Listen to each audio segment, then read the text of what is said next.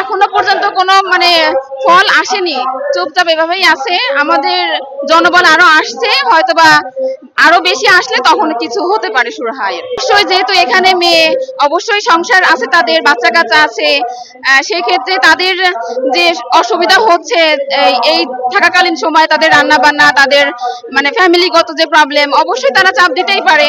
সব পরিবার এক না, আমার পরিবার থেকে তেমন কিছু বলছে না, অন্য কারো পরিবার থেকে হয়তো বা চাপ দিচ্ছে।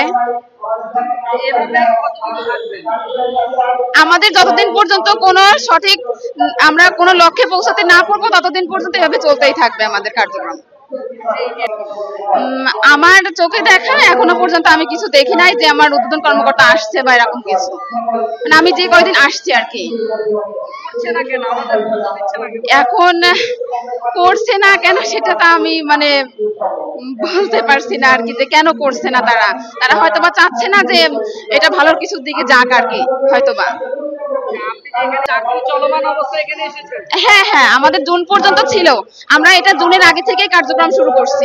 কিন্তু আমাদের তো এটা 7 বছর ধরে আমরা এখানে জব করছি।